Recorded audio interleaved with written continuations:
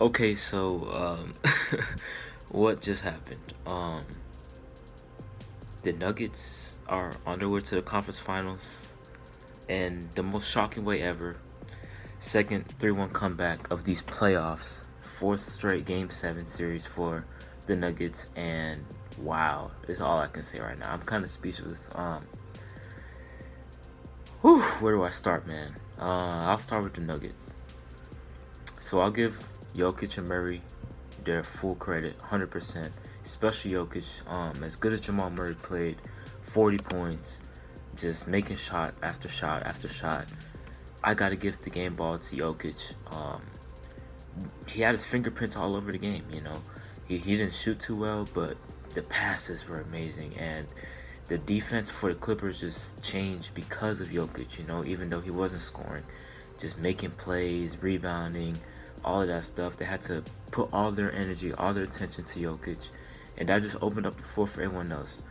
Jokic played like a MVP caliber player, and your Clippers just couldn't do nothing about it. Zubac's got in foul trouble pretty much this whole series, and even when he was out there, Jokic just got whatever he wanted. So that means that means Montrezl Harrell and Jermichael Green's gonna be on Jokic, which means they're gonna have to double team, and you can't double team Jokic. The double teams the Clippers were bringing were really, really bad. They're really obvious, so Jokic can see the open man. It was just so easy for him to make plays. And I'll say this: the Nuggets are a better team than the Clippers. I'm gonna say this again: the Nuggets are a better team than the Clippers. Um, yes, the Clippers have more expectations. Yes, the Clippers have more individual talent. But as a team, the Nuggets are a better team. They just are. They have the continuity. Gary Harris is cutting off of Jokic all the time. They've been together for 4-5 years now. And their chemistry's down pat. They know exactly what to do. They're executing. While the Clippers, when things get bad for the Clippers, it gets really bad because their body language is just out of sorts, and they just look so down. No matter like what's going on, they could still have the lead, but give up like an 8-0 run, and the body language is just down. They just look helpless at times, and in the fourth quarter, especially helpless. Their first field goal in the fourth quarter didn't come till 4 minutes and 50 seconds left, somewhere around there. 7 minutes of game time in a game 7 where you don't score a single field goal. They had one free throw, but no field goals. Where was Kawhi? Where was Paul George? Well, I knew Paul George wasn't really going to show up, but this is the first time Kawhi has, and shout out to Coach Chris Sports, he really pointed this out. This is the first time Kawhi's really in a pressure-filled position, in a pressure-filled game. Yeah, he's been to championships. Yeah, he's won championships. Finals games, all of that good stuff. That whole run with Toronto last year, he didn't even have a pressure-filled game. KD was out for the Warriors, so no real pressure there. But this is the first real time in Kawhi's career where he was under immense pressure, and he failed miserably. 6 of 22, I believe. He just wasn't making his shots. Maybe he was scared of the moment. Who knows? I'm sure the whole Clippers team was scared of the moment because all the pressure's on them, all the expectations on them.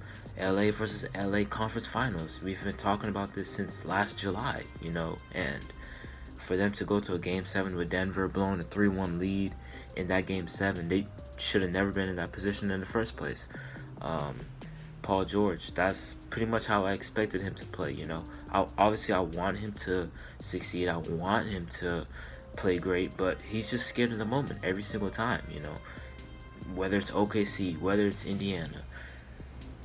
This is a recurring theme with Paul George. Pandemic P, not Paul George anymore. Pandemic P, and Pandemic P was contagious tonight. The whole Clippers team, Lou Will and Montrez looked bad the whole series. Especially Lou Will. He couldn't buy a bucket.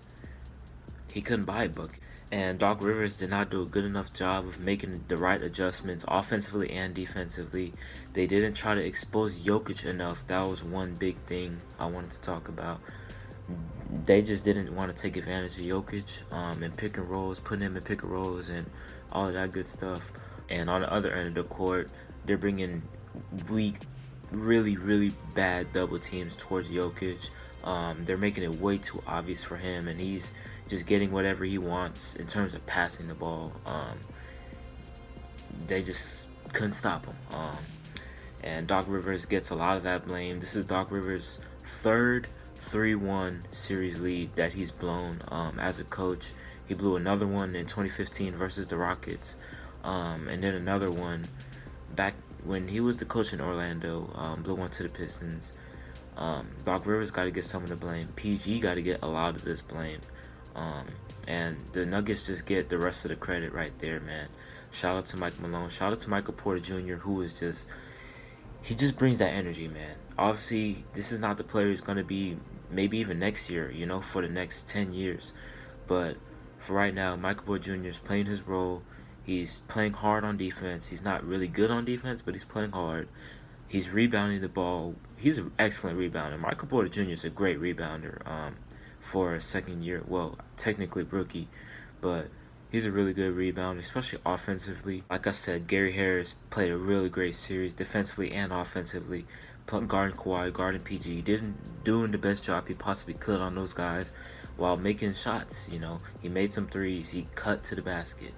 And like I said, the Nuggets continuity with Jokic, Murray, Gary Harris, now Paul Millsap. He's been there for 3 years now. Torrey Craig, Monte Morris. These guys have been together for a while now, and it's really showing.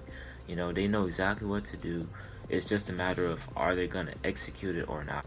Where do the Clippers go from here? I'm not too sure. That's another topic for another day. I'll probably talk about that later. Is there a chance Paul George gets traded? Is that too crazy to think? I don't know. But Clippers curse.